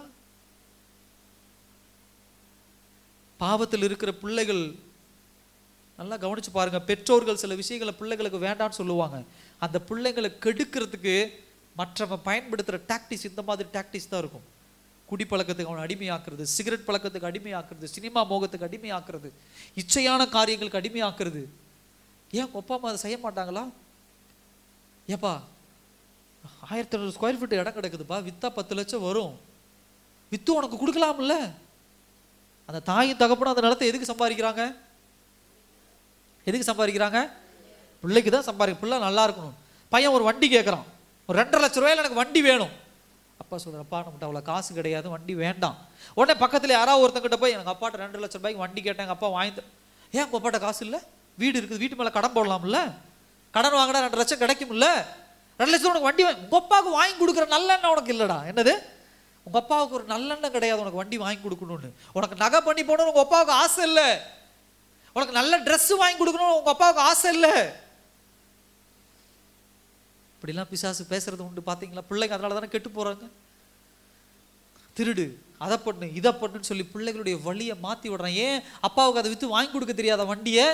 ஏன் அந்த நிலத்தை வச்சு அந்த 1.25 தான் உயிரே போகிறோம்? எத்தனை தகப்பன்மார் உண்டு தெரியுமா? எனக்கு தெரியும் ஒரு ஒருத்தர் கிட்னி ஃபெயிலியர், டயாலிசிஸ் பண்ணார். டயாலிசிஸ் பண்ணும்போது ஏகப்பட்ட சொத்து, 50 லட்ச ரூபாய்க்கு சொத்து இருக்குது. ஆனால் எங்கே போய் டயாலிசிஸ் பண்ணார்? கவர்மெண்ட் ஹாஸ்பிட்டலில் போய் டயாலிசிஸ் பண்ணார். அந்த மனுஷன் ப்ரைவேட் ஹாஸ்பிட்டலில் போய் பணம் கொடுத்து டயாலிசிஸ் பண்ணியிருந்தா இன்னொரு 10 வருஷம் இருந்திருப்பான் அந்த மனுஷன். என் பிள்ளைக்கு வேணும், என் மகனுக்கு வேணும் அப்படின்னு சொல்லி கவர்மெண்ட் ஹாஸ்பிட்டலில் டைம் போட்டு போய் டயாலிசிஸ் பண்ணி கடைசியில் இறந்துட்டார் அவர். அது சரியா எப்படியோ ப்ரைவேட் ஹாஸ்பிட்டலில் பார்த்துருந்தா பொழைச்சிருக்கலாம். அப்படிப்பட்ட ஒரு சுச்சுவேஷன் வச்சுக்கோங்களேன். ஏன்னா கவர்மெண்ட் ஹாஸ்பிட்டலில் கூட்டம் அதிகம். வாரத்துக்கு ஒருக்கா டயாலிசிஸ் பண்ணும்போது அங்கே எக்கச்சக்க பேர் வராங்க, அவங்களாலே ஒன்றும் பண்ண முடியாது. அப்போ அவங்க போடுற ஸ்லாட்டு ஒரு வாரங்கிறது இன்னொரு 4 நாள் தள்ளி போகலாம். அப்படி தள்ளி போகும்போது கிட்னி பிரச்சனை இன்னும் அதிகமாகும். ஸோ இதுதான் சுச்சுவேஷன். ஆனால் கவர்மெண்ட்டில் போய் 10,000 20,000 பணம் கட்டும் போது சீக்கிரம் ஒரு மிஷின் என்ன பண்ணிடுவான், அவங்களுக்கு கொடுத்துருவாங்க. ஏன்னா அவன் நிறைய மிஷின் வாங்கி வச்சிருப்பான். அந்த மனுஷன் அப்படி கஷ்டப்பட்டு உயிரே போய் கூட ஒரு சதுரடி நிலம் கூட விற்கல. ஆனால் அவங்க அப்பா செத்து 6 மாதம் கூட கிடையாது, எல்லாத்தையும் விற்று அழிச்சிட்டான். என்ன பண்ணிட்டான்? எல்லாத்தையும் விற்று ஒன்று விடாமல் அழிச்சு இருக்கிறதுக்கு மேலே கடனை வாங்கி என்ன பண்ணியிருக்காங்க, உட்காந்துருக்குறாங்க. இது என்னன்னு சொல்லுவீங்க? வண்டி என்ன, ஃபோனு என்ன, அது என்ன, இது என்ன, பகட்டு என்ன, அந்த 6 மாசத்துல எல்லாம் 50 லட்ச ரூபாய்க்கு அழிச்சிட்டான். பிசாசு இப்படி தான் பண்ணுவான். அந்த அப்பனுக்கு தெரியாதா, என் பையனுக்கு நான் வண்டி வாங்கி கொடுக்கணும், என் பையனுக்கு நான் ஃபோன் வாங்கி கொடுக்கணும், என் பையனுக்கு நான் அதை வாங்கி கொடுக்கணும், என் பையனுக்கு பிள்ளைக்கு நான் இதை வாங்கி கொடுக்கணும், இதை அப்படி செய்யணும், இதை அப்படி செய்யணும். சகோதர சகோதரியே கவனிங்க, வாலிப பிள்ளைகளை கவனிங்க. உன் தாய் தகப்பன் மீது உங்க அப்பா அம்மா செய்ய மாட்டாங்க, உங்க அப்பா அம்மா பண்ண மாட்டாங்க, உங்க அப்பா அம்மா இதை வாங்கி தர மாட்டாங்க, இது அதுன்னு யாராவது ஒருத்தர் வந்து உங்ககிட்ட கோல் மூடிட்டு இருக்காங்கன்னா எச்சரிக்கையாயிரு. கர்த்தர் எல்லாவற்றையும் ஒரு திட்டத்தோட ஒரு நோக்கத்தோடு கர்த்தர் வைத்திருக்கிறார். இது பிசாசானுடைய வேலை. உன் தாய் தகப்பன் மீது வெறுப்பை கொண்டு வருவதற்கு பிசாசானவன் செய்கிற வேலை. சொந்த தொழில் தொடங்குறதுக்கு போய் கேட்டேன், எங்க அப்பா தரமாட்டேன்ட்டாரு, பணம் நிறைய வச்சிருக்கிறாரு, நிலம் வச்சிருக்காரு, வித்து கொடுக்கலாம், எனக்கு தானே கொடுக்க போறாரு, நிலத்தை வித்து கொடுக்கலாம். அப்பாவுக்கு தெரியும் என்ன ஸ்டடி கிடையாது, ஊதாரித்தனமா சுத்திட்டு கிடக்குறான், யாரோ இவனை ஏமாத்துறாங்க, நிலத்தை வித்து கொண்டு போய் கொடுத்தோன்னா அவன் அவங்க கிட்ட கொண்டு போய் கொடுத்து ஏமாந்துருவான். கொஞ்ச காலம் எங்கேயாவது வேலைக்கு போகட்டும், எங்கேயாவது ஒரு ஸ்டடி ஆகட்டும், ஆன உடனே அந்த 2 லட்ச ரூபாய் 1 லட்ச ரூபாய் அவனுக்கு கொடுத்து நான் என்ன பண்ண முடியும்? எல்லாவற்றுக்கும் ஒரு காரணம் உண்டு. உங்க பெத்த பிள்ளைகளுக்கே நீங்க இப்படி யோசிக்கும் போது கர்த்தர் எந்த விஷயத்தை பிள்ளைக்கு கொடுக்கலாம், எந்த விஷயத்தை பிள்ளைக்கு கொடுக்க கூடாது, இதை கொடுத்தா பிள்ளை என்ன ஆவா? எத்தனை பேர் தெரியுமா உங்களுக்கு ஆண்டவருக்குள்ள ரட்சிக்கப்பட்டு வந்து அது இல்லை இது இல்லை இது இல்லை அது இல்லைன்னு கேட்ட ஆண்டவர் கொடுத்தோன்னா அப்படியே பின்மாற்றத்தில் போயிடுறாங்க. பின்மாற்றத்தில் அப்படியே போயிடுறாங்க. இன்னைக்கு நிறைய பேர் அப்படிதான். எச்சரிக்கையா இருங்க. கர்த்தருடைய ஆசீர்வாதம் சில நேரத்தில் நம்முடைய வாழ்க்கையில தடைபடுறதுக்குன்னா சந்தோஷப்படுங்க. எனக்கு தெரியும் எத்தனையோ பேர், பாஸ்டர் வீடு இல்லை, பாஸ்டர் வேலை இல்லை, பாஸ்டர் எனக்கு அது இல்லை, பாஸ்டர் எனக்கு இது இல்லை அப்படின்னு சொல்லும் போதெல்லாம் வைராக்கியமா ஆண்டவர்கிட்ட இருந்தாங்க, ஜெபிச்சாங்க, உபவாசம் இருந்தாங்க, சபைக்கு சரியா வந்துட்டு இருந்தாங்க. ஆசீர்வாதம் வந்தோன்னே எங்க பிரதர் காணோம், ஐயா அது ரொம்ப பிஸிங்க ஐயா, வேலை பிஸி, சொந்தக்காரங்க கல்யாணத்துக்கு போயிட்டேன் ரொம்ப பிஸிங்க ஐயா. அதே அம்மா ஒரு நாள் உட்காந்து அழுதுட்டு இருந்தது, முன்னாடி உட்காந்து என் சொந்தக்காரங்க இப்படி பேசிட்டாங்க, என் சொந்தக்காரங்க என்ன இப்படி அவமானப்படுத்திட்டாங்க அப்படின்னு தேவ சமூகத்தில் அழுதுட்டு இருந்த அம்மா இன்னைக்கு சொல்லுது, சொந்தக்காரங்க கல்யாணங்க ஐயா, அதுக்கு போயாகணும் இல்லை, அடுத்த வாரம் சர்ச்சுக்கு நான் வந்துடுறேன். ஆண்டவர் பார்த்துட்டு தான் இருக்கிறார். ஆண்டவருக்கு தெரியும் எந்த காலத்தில் எதை என் பிள்ளைக்கு கொடுக்கணும், எந்த காலத்தில் எதை என் பிள்ளைக்கு கையில் கொடுக்கணும். ஆண்டவருடைய நோக்கம் எப்பொழுதும் நிலம் கொடுக்கணும், காரு கொடுக்கணும், பைக்கு கொடுக்கணும், அப்படி அல்ல. என் பிள்ளை என்னை விட்டு என்ன பண்ணிடக்கூடாது, என் பிள்ளை என்னை விட்டு பிரிஞ்சு போயிடக்கூடாது. ஹல்லேலூயா. அதாவது ஏதேன் தோட்டத்துல ஒரு கம்ஃபர்டான இளைப்பாறுதலான இடத்துல இருந்து ஆதாம் ஏவாள் விழுந்து போனாங்க. வனாந்தரத்துல பசியும் பட்டினியுமா இருந்த ஆண்டவர் ஜெயத்தை சுதந்தரித்தார். ஹல்லேலூயா. பிசாசானவனை ஜெயிக்க சில நேரத்துல நமக்கு என்ன தேவை தெரியுங்களா? இப்படிப்பட்ட பசியும் பட்டினியுமான சூழ்நிலைகள் நமக்கு தேவை. ஹல்லேலூயா. புரிஞ்சுக்கோங்க. ஆசீர்வாதத்தை ரொம்ப டார்கெட் பண்ணாதீங்க, அது இல்லைன்னு ரொம்ப புலம்பிட்டு இருக்காதீங்க. ஆசீர்வாதமான இருந்த இடத்துல இருந்து பிசாசானுடைய ஏமாற்றுதலின் பேச்சில் விழுந்து போனாலும் ஆதாமும் ஏவாளும் பசி, சாப்பாடு இல்லை, அப்படிப்பட்ட ஒரு சூழ்நிலையிலிருந்து ஜெயத்தை மேற்கொண்டார் இயேசு கிறிஸ்து. ஜெயத்தை மேற்கொண்டார். ஆண்டவருக்கு தெரியும், என் பிள்ளைக்கு வீடை கொடுத்தனா பின்மாற்றத்தில் போயிடுவான், என் பிள்ளைக்கு வண்டியை கொடுத்தனா பின்மாற்றத்தில் போயிடுவான், என் பிள்ளைக்கு இந்த சொத்தை கொடுத்தனா பின்மாற்றத்தில் போயிடுவான், இந்த ஆசீர்வாதத்தை கொடுத்தனா என் பிள்ளை என்னை விட்டு விலகி போயிடுவா. ஆண்டவருடைய நோக்கம் இந்த பூமியிலே பணம், பொருள், செல்வம், சொத்தோடு வாழ்வதல்ல, மரித்த பிறகு பரலோகம் வருவது. ஹல்லேலூயா. அவரிடத்துல கிட்ட நெருங்கி சேருவது. 60 வருஷம் சந்தோஷமா வாழணும்னு நீங்க போங்க. பூமியில என்னென்ன வேணுமோ எல்லாத்தையும் ஏமாத்தி துரோகம் பண்ணி எப்படி சம்பாதிக்கணுமோ சம்பாரிச்சு அடிச்சு பிடுங்கி எப்படி சம்பாதிக்கணுமோ சம்பாதிங்க. இல்லைங்க ஐயா, நாளைக்கு செத்த கூட நான் பரலோகம் போகணும். ஹல்லேலூயா. அப்படின்னு வாழ நீங்க என்னைக்கு நினைக்கிறீங்களோ அன்னையிலிருந்து வாழ்க்கை கடினமான வாழ்க்கையா தான் இருக்கும். ஹல்லேலூயா. பொய் பேசாத ஒரு வாழ்க்கை கடினமான வாழ்க்கை தான், ஏமாற்றாத ஒரு வாழ்க்கை கடினமான வாழ்க்கை தான், துரோகம் பண்ணாத ஒரு வாழ்க்கை கடினமான ஒரு வாழ்க்கை தான். என் புருஷன் அப்படி பண்ணிட்டான், நான் என்ன வேணா பண்ணுவேன். இந்த உலகத்தில் நீ சந்தோஷமா இருக்கலாம். அதே சமயத்தில் என்னதான் இருந்தாலும் என் வீட்டுக்காரங்க என் மனம் திரும்ப நான் ஆண்டவரிடத்துல காத்து கிடக்கிறேன், என் சமூகத்தில் தேவ சமூகத்தில் காத்து கிடக்கிறேன் அப்படின்னு சொல்லும்போது இன்னும் 4 வருஷமோ இன்னும் 2 வருஷமோ உன் புருஷன் குடிச்சிட்டு வந்து ஒன்று அடிப்பான், நீ அதை தாங்கி தான் ஆகணும். இதில் சுதந்திரம் நான் இல்லைன்னு நான் சொல்லலை, அது உங்கள் உரிமை, ஒரு எக்ஸ்டெண்ட் இருக்குது. இல்லை என்னை ரொம்ப கொடுமைப்படுத்துறாரு என் வீட்டுக்கார், உதாரணத்துக்கு சொல்கிறேன், ஒரு விஷயத்தில் என்ன ரொம்ப கொடுமைப்படுத்துறாரு, இதுக்கு மேலே என்னால் முடியாதுன்னா நீங்கள் பிரிந்து வாழ்வது நல்லது தான், நான் இல்லைன்னு நான் சொல்லலை. ஐயா கொலை பண்ணுற அளவுக்கு ஒரு நைட்டு கள்ள தூக்கிட்டு வந்துட்டாருங்க ஐயா, நான் இதுக்கு மேலே என் வீட்டுக்காரர் திருந்துவார்னு உட்காந்துட்டு இருக்கிறதா அப்படின்னா ஓகே, அவங்கள விட்டு பிரிஞ்சு வந்து ஜெபிங்க. ஹல்லேலூயா. ஒரு தனிமையில் வந்து ஒரு வேலை செஞ்சு அதுக்காக வேற ஒரு தவறான பாதையை தேடக்கூடாது. ஹல்லேலூயா. ஒரு அம்மா அப்படி தான் என்கிட்ட சொன்னாங்க. அந்த அம்மாவுக்கு எனக்கு ஒரு வாக்குவாதம் வந்துருச்சு. அந்த அம்மா சொன்னாங்க, என் வீட்டுக்காரர் குடிச்சுக்கிட்டே இருக்கிறான், அதனால இன்னொருத்தரோட போயிட்டேன். அவரு என்ன ஆரோக்கியமாக கூப்பிட்டாரு, சந்தோஷமாக கூப்பிட்டாரு, என்ன ரொம்ப சந்தோஷமாக வச்சிருக்கிறாரு. எவ்வளோ அந்த அம்மா கையில் 5 லட்சம் பணம் இருந்துச்சு, அப்போ சந்தோஷமாக வச்சிருக்காரு. கூட்டிகிட்டு போய் இன்னைக்கு பார்த்தா எல்லாத்தையும் பிடிக்கி விட்டுட்டு அனாதையாக நடுத்தரவில் நிறுத்திட்டான்.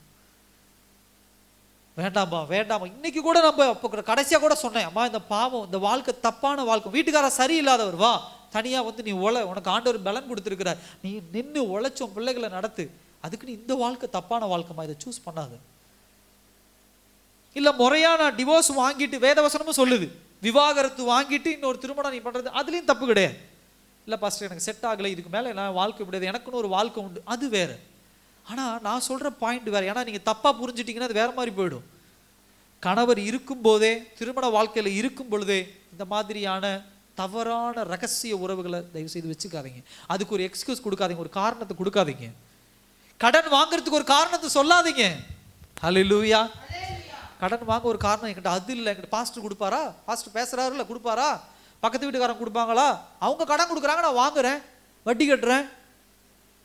சில பேர் வட்டிக்கு கொடுக்குறாங்க. ஹல்லேலூயா. என் காதோட வந்து சொன்னாங்க, உங்கள் சர்ச்சில் இருக்கிற மாதிரி வட்டி கொடுக்குறாங்களே அப்படின்னு. அவங்களுக்கு ஏகப்பட்ட கடன் இருக்கு, அவங்க இப்போ இல்லை, அவங்க ஏகப்பட்ட கடன் அவங்களுக்கு இருந்து கடனை வாங்கி இவங்க கடனை கேடப்படுறாங்க, கொடுக்குறாங்க, காணாம போயிட்டாங்க. கர்த்தரை ஏமாற்ற முடியாது. ஹல்லேலூயா. தேவனை ஏமாற்ற முடியாது. ஆண்டவர் ஆசீர்வாதத்தை ₹1 ₹2 கொடுக்குறாரு, பத்திரமா வச்சுக்கோங்க, பேங்க்கில் போட்டு வைங்க, ஒரு நிலத்தை வாங்குங்க, வட்டிக்கு கொடுக்காதீங்க. யாராக இருந்தாலும் எனக்கு மறைவாக கொடுக்குற சில பேர் அப்படி நினச்சிக்கிறாங்க, பாஸ்டருக்கு தெரியாமல் பண்ணால் எல்லா விஷயம் சரியாயிடணும். கிடையாது. கடந்த வாரத்தில் ஒரு விஷயம் நடந்தது. ஒருத்தங்க என்கிட்ட வந்து ஒரு காரியத்தை சொன்னாங்க, சொல்லிட்டு இப்படிப்பட்ட ஒரு சூழ்நிலை அப்படி இப்படின்னு எல்லாம் சொல்லி நான் அவங்களுக்காக ஜெபிச்சுட்டு இருக்கேன். ஒரு வாரம் கழிச்சு, ஒரு வாரம் இல்லை, ஒரு மாதம் இருக்கும், ஒரு வாரம் கழிச்சு அவங்க சொன்னது அத்தனையும் பொய்ன்னு சொல்லி இன்னொருத்தர் வந்து என்கிட்ட நிரூபிச்சுட்டு போயிட்டாங்க. அவங்க எந்த காரியத்தை சொன்னாங்களோ அவங்க இருக்கிறது வேற ஒரு இடம், அவங்களுக்கு எனக்கு கனெக்ட் ஆக வாய்ப்பே இல்லை. ஏன்னா நான் அவங்களுக்காக ஜெபிச்சுட்டு இருக்கிறேன்.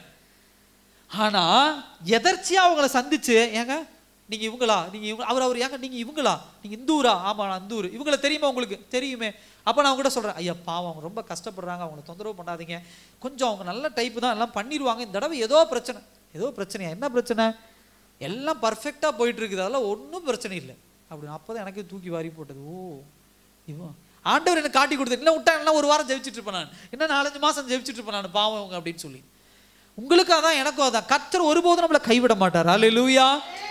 தெரியப்படுத்திடுவார், ஒரு விஷயத்தை கர்த்தர் தெளிவா தெரியப்படுத்துவார்.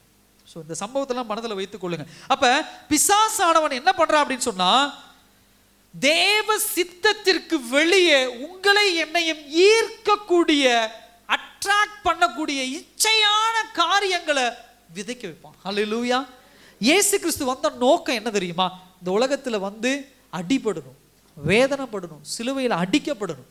ஆனா இவன் எப்படி அவரை தூண்டி விடுறான் பாருங்க, சகல ராஜ்யங்களையும் உனக்கு தருவேன். அப்ப என்ன அர்த்தம்? நீங்க எப்படி போக போறீங்க? இயேசு கிறிஸ்து எப்படி ஆகணும்னு அவன் சொல்றான், ராஜாவா ஆகணும்னு என்ன பண்றான்னு நினைக்கிறான். ஆண்டவர் ராஜாவா அனுப்புறதுக்காக இந்த பூமியில இயேசு கிறிஸ்துவை கொண்டு வரல பிதா. அடிமையின் ரூபம் எடுத்து தரித்திரனா இந்த பூமியில வந்து சிலுவையில் அடிக்கப்பட கொண்டு வந்தார். எப்படி? தேவ சித்தத்திற்கு வெளியே இருக்கக்கூடிய அட்ராக்டிவ்னஸ், ஈர்ப்பு, இந்த பைபிளுக்கு வெளியே இருக்கக்கூடிய இச்சையான காரியங்களை பிசாசானவன் ஈர்க்க வைப்பான். எச்சரிக்கையா இருங்க. இது தேவ சித்தம், தேவ வழிபடி நடக்கிறது. சில அதாவது வேத வசனத்தில் இடுக்கமான வாசல் வழியா தான் என்ன பண்ணும், பயணம் பண்ணணும். ஆனா பிசாசு என்ன பண்ணுவான், இதுக்கு வெளியே இருக்கக்கூடிய காரியங்களை எல்லாம் ரொம்ப ஹைலைட் பண்ணி மிகைப்படுத்தி காட்டுவான். இது உனக்கு நல்லா இருக்கும், இது நல்லா இருக்கும். இல்ல, தேவ சித்தத்தை செய்யறதா என்னுடைய நோக்கம். ஹல்லேலூயா. தேவ சித்தத்தை காட்டி தாண்டி வெளியில் இருக்கிற ஒரு காரியத்தை செய்யறது என் நோக்கம் இல்லை. சகோதர சகோதரி எச்சரிக்கையா இருங்க. யாருக்கு செவி கொடுக்குறீங்க? அழகா ஆண்டவர் இயேசு கிறிஸ்து வேத வசனத்தை வச்சு பிசாசானம் கவுண்டர் கொடுக்குறாரு. அவன் கடைசியில் அப்பால இப்போ சாத்தானம் விழுந்து போறான். ஆனா ஏவாள் பண்ண தப்பு என்ன தெரியுமா? அவனை பேச விட்டு கவனிக்கிற ஒரு விஷயம், செவி கொடுத்த ஒரு விஷயம். அதனாலதான் அவன் அழகா டைம் எடுக்கிறான். வேத வசனத்துல சந்தேகத்தை கொண்டு வரான், ஆண்டவர் பேசின விஷயங்களை சந்தேகத்தை கொண்டு வரான். ரெண்டாவது ஸ்ட்ரைட்டா அடுத்தது அவன் குழம்பிட்டான்னு தெரிஞ்ச உடனே இல்ல இல்ல அது தப்பு இல்லை, இதுதான் சரி அப்படின்னு சொல்லி அப்படியே முரண்பட்டு கொடுக்குறான். மூணாவது அப்படியே என்ன சொல்றான் தெரியுமா? வெளியில் இருக்கிற விஷயம்லாம் நல்ல விஷயம், கடவுள் உனக்கு கொடுக்க மாட்டேங்கிறார், அதெல்லாம் அவர் மனசு நல்ல மனசு இல்லை, அவர் கெட்டவர், உன்னை கஷ்டப்படுத்தி பார்க்குறாரு. சில இன்னைக்கு பிரசங்கங்கள்லாம் அப்படிதான் இருக்கு. சில பாஸ்டர் பேசுறத நான் கேட்டேன், ஒரு போதகர் பேசுறத நான் கேட்டேன். மற்ற சபைகளெல்லாம் இயேசுவை அப்படியே எப்படி கெட்டவரா ப்ரொஜெக்ட் பண்றாங்களாம். எப்படி நம்மளாம் எப்படி பேசுறோம்? பாவம் பண்ணா தண்டனை, தப்பு போய் பேசுறீங்கன்னா உனக்கு தண்டனை, உனக்கு பரலோகம் கிடையாது, ஆண்டவர் உன்னை தண்டிப்பார், நியாய தீர்ப்பு உண்டு. இதெல்லாம் வந்து பாத்தீங்கன்னா இயேசுவை கெட்டவரா நீங்க காட்டிக்கிட்டு இருக்கிறீங்க. நாங்க இயேசுவை நல்லவரா காட்டுறோம். எப்படி? நீ என்ன தப்பு வேணா பண்ணிக்கிட்டே இரு, தப்பு பண்ணிக்கிட்டே இரு, இயேசு உன்னை மன்னித்து கொண்டு இருப்பா. அதுக்கு ஒரு வசனம் கொண்டு போறாங்க, 70 தடவை நீ பாவம் பண்ணினாலும் ஆண்டவர் என்ன பண்ணுவார்? சத்தியமா மன்னிப்பார். அது உண்மையா ஆண்டவர் மன்னிப்பார். ஆனா அதுக்கு இன்னொரு வசனம், பைபிள் இன்னொரு வார்த்தை இருக்குது. என்னன்னா, ஆண்டவருடைய ரகசிய வருகை எப்பன்னு தெரியாது. ஹல்லேலூயா. நான் பாவம் பண்ணிக்கிட்டே இருக்கிறேன், இன்னைக்கு பாவம் பண்றேன், நேற்று நைட்டு பாவம் பண்றேன், இன்னைக்கு காலையில் ஆண்டவர் மன்னிச்சிட்டார். மறுபடியும் என்ன பண்றேன், அன்னைக்கு நைட்டு பாவம் பண்றேன், அடுத்த நாள் காலையில் எழுந்திரிச்சு ஆண்டவர் என்ன மன்னிச்சிட்டார். 3 வருஷம் இப்படியே நைட்டு பாவம் பண்றேன், காலையில் ஆண்டவர்கிட்ட கேட்கறேன், என்ன மன்னிச்சிட்டார். நைட்டு பாவம் பண்றேன், காலையில் ஆண்டவர் மன்னிச்சிட்டார். 3 வருஷம் கழிச்சு ஒரு நாள் நைட்டு பாவம் பண்ணிட்டு காலையில் ஆண்டவர்கிட்ட மன்னிப்பு கேட்டுக்கலாம், நீ தூங்குற, ஆண்டவர் நைட்டு வந்துடுறார். என்ன ஆகும்? என்ன ஆகும் யோசிங்க. ஆண்டவரே ஒரு நிமிஷம் திருச்செங்கோட்டில் நில்லுங்க, அதுக்குள்ள நான் மன்னிப்பு கேட்டுறேன், அப்புறம் வாங்க சொல்ல முடியுமா? இல்லை ஈரோட்டில் நில்லுங்கப்பா ஆண்டவரே, அதுக்குள்ள ஆண்டவரை என்ன மன்னிச்சிருங்கன்னு நான் என்ன பண்ணிடுவேன்? போயிட முடியுமா? இல்லை. அடுத்துக்கு ஒரு டயலாக் சொல்லுவாங்க, இயேசு கிறிஸ்து பாருங்க சிலுவையில் அடிக்கப்பட்ட பொழுது கூட இருந்த அந்த 3வது அந்த ஒரு திருடன், அவன் வந்து கேட்டோன்னு ஆண்டவர் மன்னிச்சு. ஆமாங்க, அவன் சாகறதுக்கு முன்னாடி மன்னிப்பு கேட்டுட்டான். ஹல்லேலூயா.